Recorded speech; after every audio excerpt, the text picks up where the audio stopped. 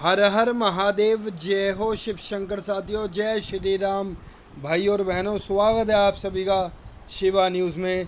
दोस्तों, आज की इस खास वीडियो के अंदर हम आप सभी के लिए महाराष्ट्र लोकसभा चुनाव का सर्वे लेके आए हैं कि अगर आज की परिस्थिति के अंदर महाराष्ट्र में लोकसभा चुनाव हो जाते हैं तो किस पार्टी या किस गठबंधन को महाराष्ट्र की 48 लोकसभा सीटों में से सबसे ज़्यादा लोकसभा सीट हासिल हो सकती है। दोस्तों, पहले फेज़ की वोटिंग जो है हो चुकी है, इसमें से कुछ महाराष्ट्र की लोकसभा सीटें भी शामिल थी। तो आज की इस खास वीडियो के अंदर हम आप सभी को पूरी 48 लोकसभा सीटों को सर्वे जो है बताने वाले हैं कि कौन सा गठबंधन, एनडीए और इंडिया, कौन सा गठबंधन ज़्यादा सीट हासिल कर सकता है। एनडीए के अंदर मुख्य रूप से भारतीय जनता पार्टी, अजित पवार की नकली एनसीपी और एकनाथ शिंदे की नकली शिवसेना जो है शामिल है। वहीं दूसरी ओर इंडिया गठबंधन के अंदर, जिसे महाराष्ट्र के अंदर महाविकास अघाड़ी के नाम से जाना जाता है, इसके अंदर कांग्रेस, शरद पवार जी की असली एनसीपी और उद्धव ठाकरे जी की असली शिवसेना जो है शामिल है। तो अगर आज की परिस्थिति के अंदर लोकसभा चुनाव हो जाते हैं तो इन दोनों ही गठबंधन में से किसकी जीत होगी, इन सभी बातों के बारे में विस्तार से हम जानेंगे। तो जल्दी से शुरू करते हैं अपनी इस खास वीडियो को।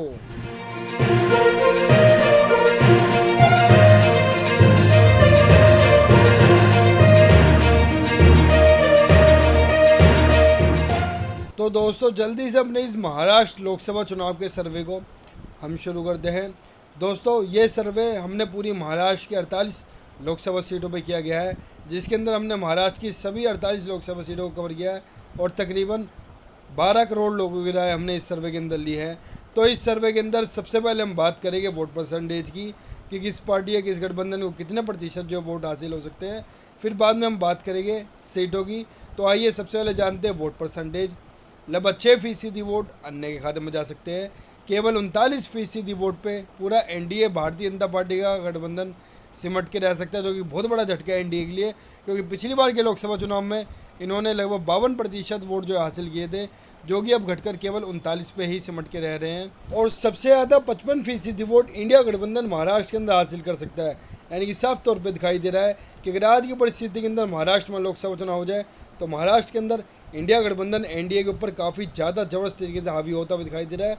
लगभग 16% वोटों की ज़बरदस्त प्रचंड बढ़त इंडिया अलायंस ने एनडीए गठबंधन के ऊपर बना कर रख रखी है।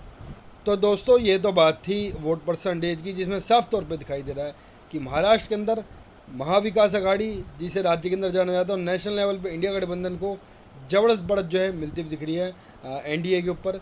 अब बात करते हैं कि अगर इस वोट परसेंटेज को हम सीटों में कन्वर्ट करते हैं, यानी कि ट्रांसलेट करते हैं, तो जो 48 लोकसभा सीटें महाराष्ट्र की, इन 48 लोकसभा सीटों में से कितनी सीटें एनडीए और इंडिया के बीच में जो है बढ़ सकती है।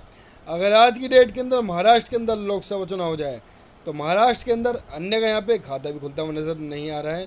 केवल 6 सीट पे पूरा एनडीए गठबंधन का पूरे महाराष्ट्र के अंदर जो है सफाया हो सकता है, जो कि बहुत बड़ा झटका है एनडीए के लिए, क्योंकि पिछली बार के लोकसभा चुनाव में यहाँ पे इन्होंने 48 में से 42 लोकसभा सीटें जो हासिल की थी, जो कि अब घटकर महज 6 लोकसभा सीट पे ही पूरा एनडीए, भारतीय जनता पार्टी का गठबंधन जो है इस बार आने वाले महाराष्ट्र लोकसभा चुनाव में सिमट के रह सकता है।